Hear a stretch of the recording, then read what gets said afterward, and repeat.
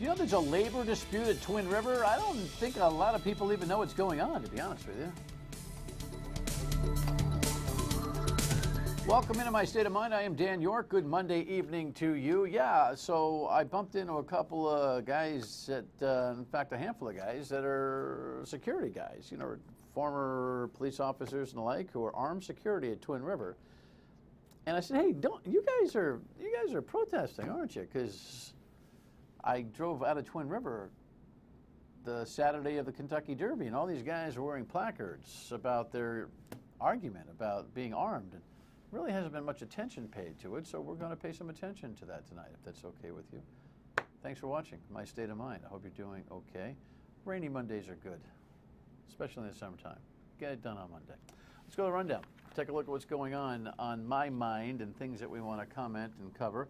And yeah, the first one, the GOP exists. It's nice to see they've got a pulse. In fact, we'll have a couple of state reps from the GOP in tomorrow to discuss the items that are the headline today, which is Raimondo's toll proposal is too risky, so they say. Yeah, the state Republican Party, not all of them, there's 12 members of the caucus, which is a larger phone booth than the one they've had to use, have been coming together and have decided that they want to make some proposals, some 20 amendments to the budget. But the top of the amendment list is the tolls and how much the Raimondo administration wants to finance in terms of that whole thing. Patricia Morgan, who was here last week on some other matters, led a press conference today. We can find the money in a surplus. Instead of finding new ways to spend that money when it becomes available every spring, we can use it for bridges. We don't have to go find new targets. The Republican caucus claims tolls don't provide a guaranteed revenue source for road and bridge repair, which could still leave taxpayers on the hook. It's harmful, it's wastely as far as the borrowing, and it could be potentially very harmful to our economy, to our trucking industry, to all of the things that we're trying to do here to get our economy rolling again. So what they're saying is that they want to spend the money from the current budget and no borrowing. You know, the Raimondo administration wants to borrow $700 to $900 million over 10 years and pay for it over 20 years, which could cost, you know, $500 million or $1 billion in interest fees alone. And the Republicans have a point. Now, where are they going to find the money? Well, they say $60 million in this next fiscal year could be found by scraping out 2% of the personnel costs, meaning $15 million of net savings, meaning the state personnel costs, and then scooping, new concept, scooping, like ice cream scooping another $45 million, most of which they say was in the original Raimondo cut plan until we got a little bit of surplus money and the Democrats put it back into the budget, meaning all the scooped money. There's not complete consensus amongst the Republicans regarding this particular idea, but hey, listen, at least they've got a pulse. You can't be a hypocrite. You can't say, where are the Republicans on the issues? And then when they speak up, you say, how stupid are the Republicans? Because the House Speaker takes care of that. His comment, WPR.com in the Providence Journal, he writes, this is not a viable, sustainable, thoughtful solution that'll help properly address our critical infrastructure needs. I applaud the governor for proposing a realistic plan, but we need more time to carefully review, blah, blah, blah, blah, blah, blah, blah. Representative Morgan's $60 million amendment, introduced one day before the budget is being considered, is not a realistic solution to our roads and bridge needs. It's certainly not ready for the budget, meaning prime time, because he's prime time. And the governor says, through the spokesperson, while we appreciate that House Republicans recognize the critical need for additional funding to repair roads and bridges, scraping together one-time dollars this year won't solve our problem. This amendment is like treating a broken bone with a couple of aspirins. Next item. I'm sorry, I don't know what to say. Oh, by the way, they'll be here tomorrow night. The Republicans, I think Patricia Morgan's coming back with another member of her caucus to talk about it tomorrow night. Maya Power. Yeah, that's what I wrote because it seems like there is some. Late Thursday into Friday, the bill for overtime that we spend so much on, you know, the mandatory overtime over 42 hours for the firefighters, died a quick and sudden death. The headline, votes put off on firefighter overtime bills. Translation, votes will never happen on the overtime bills because when it's put for further study, everybody realizes it ain't going to happen. And now it's back to the drawing board for the city of Providence and the firefighter union in Providence. Right now, the focus is sitting down with the firefighter union and coming up and negotiating and coming up with an agreement that works for everyone. That's the focus. We look forward to continue talking, and I'm confident we're going to come up with something that works for the union, works for the city, and sets us on a good path. Now, when I say mayor power, I'm not talking about that mayor. He's the Providence mayor, and he's got to get back to the table and get his negotiations with the firefighter union in Providence right-sized. What I'm talking about is the mezzanine level of government across this state, known as mayors, who have come together, made the big argument, and convinced the General Assembly that they were heading into very tough waters. When the General Assembly members suddenly realized that, guess what, Elorza, the Providence mayor, wasn't going to get away with not paying these guys for additional hours in regular time, the whole thing blew up. You follow all that? But note, what I take from this is that mayors across this state are becoming a formidable political platform, and that's good for taxpayers. Alrighty, no second chance, none whatsoever. Yes, Peter Nerona, the U.S. Attorney, was on Newsmakers this past weekend. You can never miss that show with Tim and Ted. Pro Joe headline. He's I got no excuses. I got nowhere else to go. I got nothing else. What was interesting about the conversation with Peter Nerona is that, you know, they were talking about life after jail. Is 3 years enough for Gordon Fox, the former Speaker of the House, who's going away on bribery charges and misusing campaign funds? The time that he's going to spend is one thing. What he does afterwards is the concern of the U.S. Attorney. We can't give public officials second chances. I believe in second chances for everybody else. I believe in it. The Department of Justice believes in it. We do a lot of work with our partners to try to get there for most defendants. But public officials, when you betray that public trust, you shouldn't come back again a second time. I don't know if Gordon Fox is planning on running for office again. I mean, it's 3 years away, and he's got a lot to think about, to examine himself as to why he pulled these stunts. His words, paraphrased. But you're talking about Buddy Cianci there, Mr. U.S. Attorney, who I respect, and who I've invited on the program for an additional conversation about all this. And the thing is, because it goes up his, you know what, sideways, that Buddy Cianci ran for office again. And what I'm really kind of wondering from the U.S. Attorney is whether he's angry that Buddy Cianci ran or that Buddy Cianci darn near won. In Coventry, that financial mess just continues. And new development over the weekend, headline here, yeah, the firefighters made a concession. Well, I mean, good credit to the 16 firefighters in the Coventry Fire District. They're going to give up $350,000 worth of compensation, you know, in a combination of money and benefits and health benefits and all that kind of stuff. Frank Palin was here last week. He's the chairman of that Coventry Fire District, and he was saying the options are not very good. Basically, it's either or question. Do you want to pay the supplemental tax increase, whatever that figure is determined to be, or do you want to dissolve the district? And if the answer is they want to dissolve the district, we will put into motion the things that we have to do to dissolve the district, because the third option is untenable. It'll be interesting to see what the voters do. Now, they all come out, the small group of them come out to Club Jogues on Wednesday from 8 a.m. to 6 p.m. And they either thumbs up the supplemental, which is like $600,000 in more money to pay for the district, or they just kind of dissolve it by saying we don't want to pay it. The firefighters have been somewhat sportsmanlike, but it only really delays the inevitable, which is that thing has got to close. On a national scale, it feels like deja vu to me. Hillary Clinton was announcing this particular weekend that she's formally into the race, and then Jeb, who has no last name, is developing a personal relationship with the electorate.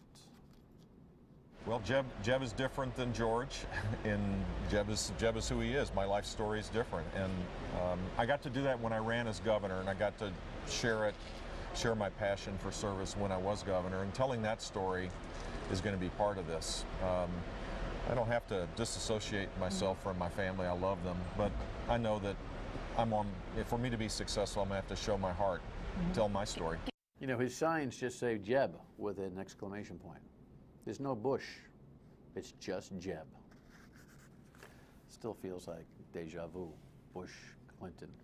And my guess is they'll be the last two standing for the general election, but you never know. Your state of mind is important to me. Email me at stateofmind@myiritv.com. Give us a call, leave a voicemail, 228-1886, or Facebook post or tweet. Check the postings this time around. What do we got?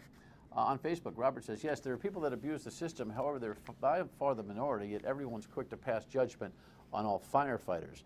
You know, Robert, I think you've got a conceptual misunderstanding there. It's not about firefighters abusing the system. It's about the system being broken. It's not about abuse of the system. It's actually use of the system. When we come back, they think they should have guns. I got no problem with that. Stay with us.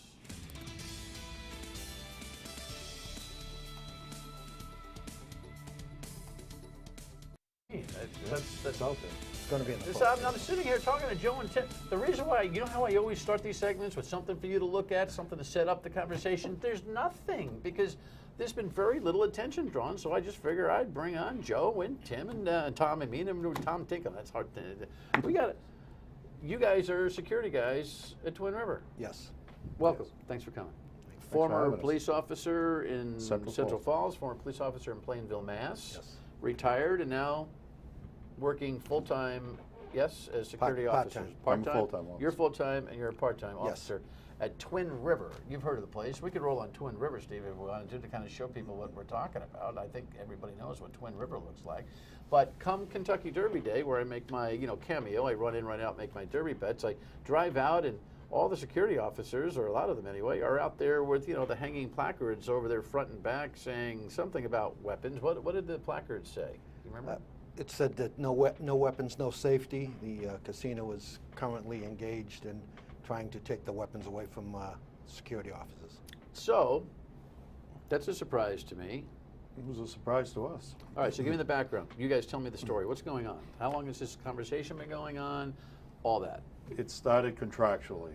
Proposals, both sides. One of their proposals was they want to disarm security. That's the first we had originally. When did the contracts begin? They ended September 30th. Oh, I'm been sorry. in- Okay, so the contract ended September 30th. When did the negotiations begin on the new It one? was in September, This past September. this past September. That's Well, you correct. guys run it right up to the end before you start talking about going further? This time we did, yes. Yeah. Who ran it up to the end, them or you? We weren't in office at that time, so I'm not really sure who did. Okay. We took over office after that had started in January. A couple of facts. How many security officers do we have at Twin River? 107, 107. Full and part-time? yes. Mostly armed Approximately 60 officers that are armed. The rest are unarmed civilian and armed employees. because they're former police officers? Correct. And they have their certifications and licenses and all that kind of stuff that continues past their retirement? Correct. We have that. Also regulated by the lottery. Years ago, it was mandatory from the Rhode Island Lottery that it was armed. It is still regulated by the lottery, stating that it's got to be law enforcement personnel to work there because of the arms. But they took out the word armed for their sake of liability. Who did? The lottery did first. Oh, so the lottery took away the statutory pressure on Twin River to keep the security armed? They wanted it still law enforcement, but they took the word armed out. When? That was probably 3 years ago, 4 years Yeah, ago. I'm not Do you sure think when that was some kind of signal and precursor that the next deal would come looking to disarm you guys? We don't know those answers. I don't have them. But it would be interesting to find out as to whether this has been a kind of a rollout as opposed to a new idea for you. Sure. I don't even know if people know that this is a conversation and an issue, that you guys were even armed. When I found out that you were, I've been to Twin River many times, but I see police officers from Lincoln there from time to time, don't I? Yes. Did they have a regular patrol there? Yes, they do. Okay. But it's a minimal patrol, and we subsidize them, so to speak, by having more men there than they do. Sure. And And we again, think it's a just- large facility. Right. They assign one police officer, active police officer from town of Lincoln. But it's a building that's 500,000 square feet of space. There's 3 stories. There's 90 acres of property, and roughly 5,000 minimum daily going in and out. That's a lot of pressure to put on one active Lincoln police officer. Do the Lincoln police officers find solace that you guys are armed? In other words, do they support that? 100%. They do. Yes. Have you talked to the town of Lincoln at all about how they formally feel about you being armed? We have not. We know that in the past, when Twin River had a meeting with the council there, they made the statement that they were not in negotiations to take our arms, and they actually were. So that's really what set us forward with these type of activities, because we feel that it's definitely a safety issue to the public and to the employees, and we want them to be aware of what's going on. We'll talk about the realities of day-to-day life at Twin River in the next segment, but a lot of you might be saying, well, why is this? I think you probably figured it out. My instinct is, and when I ran into you guys at the radio event the other day, I think I nailed it. Armed officers cost more than Yes. unarmed officers. Absolutely. Your resume, your training, your experience, Experience, sure. the liability of having armed officers, all that kind of stuff. Well, we currently have civilians that do make less than us. They dress them the same as us, so people don't really know that they're not armed. Can I ask what you guys make on average? Yeah, I think the average is like $18 an hour. That's Okay. a fair sum. Yeah, that's All pretty right. close. Do you have benefits as well as a full-time guy? There are healthcare, yes. There they, is. They pay for the healthcare. Your option, whether you need it or not, depending Correct. on what you've done prior. Correct. But majority of us don't take the health benefits of, And what would a non-armed security officer make? $11 an hour. Oh, that's a big difference. Sure. Ah, now you understand. But it's also a big difference in their ability to handle situations. You know, we every day are on the floor, and we handle situations that Lincoln doesn't have to respond to because of our experience and our backgrounds. We're able to diffuse things. I don't think people that are taken off the street with no background in any kind of security and just labeled security makes them security. Well, so why don't we pause here? That's a good segue. You done this before? No. Very good.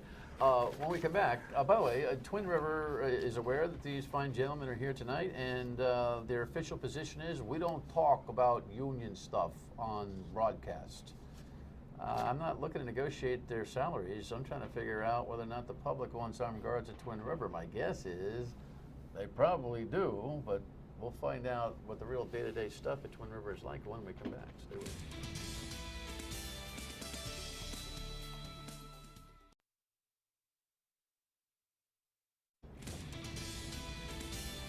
So Joe is the president of the union at Twin River for security, and Tom is the secretary. They're both retired, successful police officers, Plainville, Mass, Central Falls.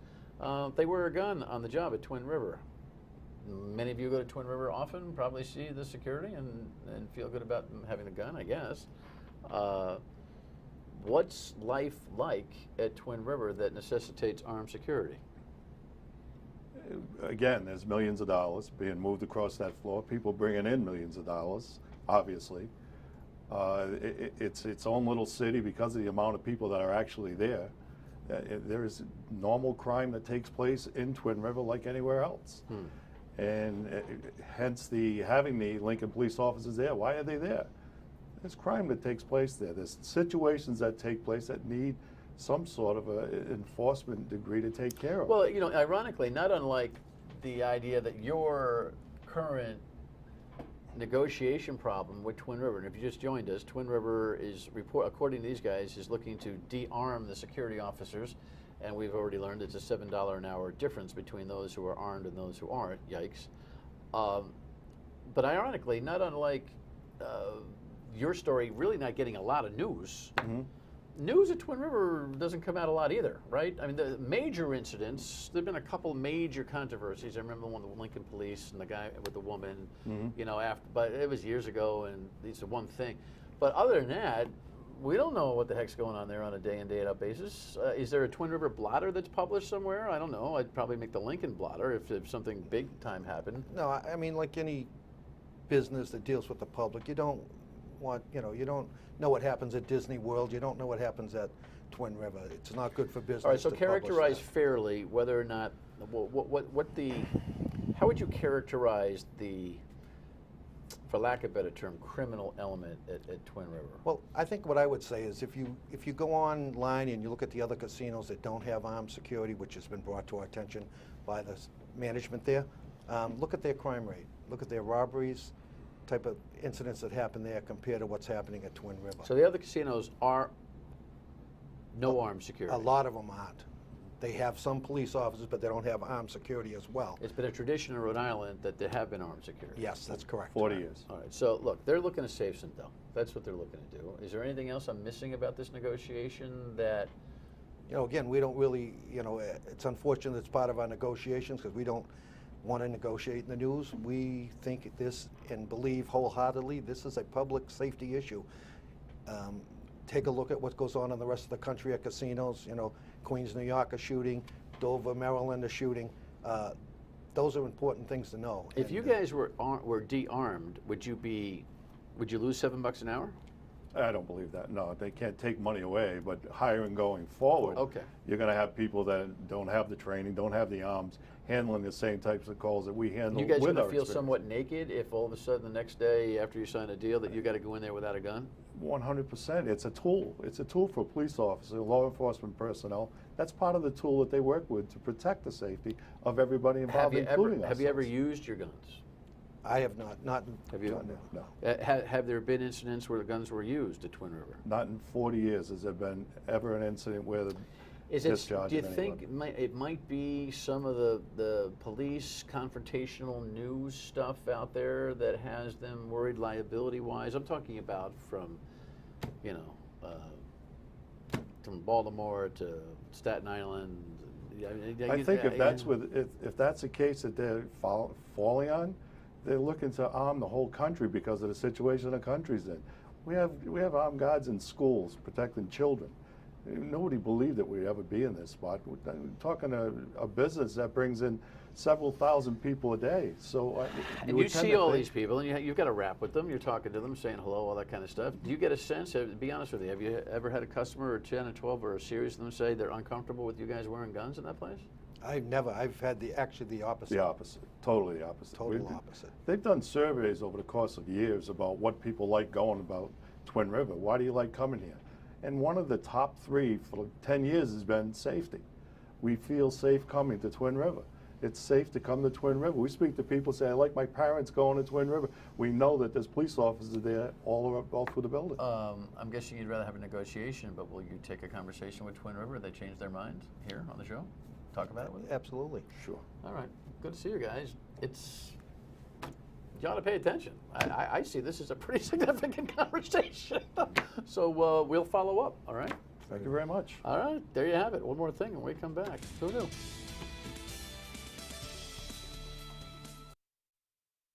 Honestly, I didn't know that the gun issue was something going on at Twin River. I'm just going to look you right in the camera, officials at Twin River, and say, please, just come on over and talk to us about it. You have a role in this state. You can't be sitting here saying, oh, you know, it's private industry, we don't talk about. This is a very important security issue. So let's just have a fair conversation about it. That's all, simple. Tomorrow, the state Republicans who are looking for a different alternative for roads and bridges and how to repair them. And then on Wednesday, we just confirmed during the taping of the show that U.S. Attorney Pina Nerona will join us. So we've got an interesting week. Glad to have you. We'll see you on the radio tomorrow at noon on WPRO. Good night.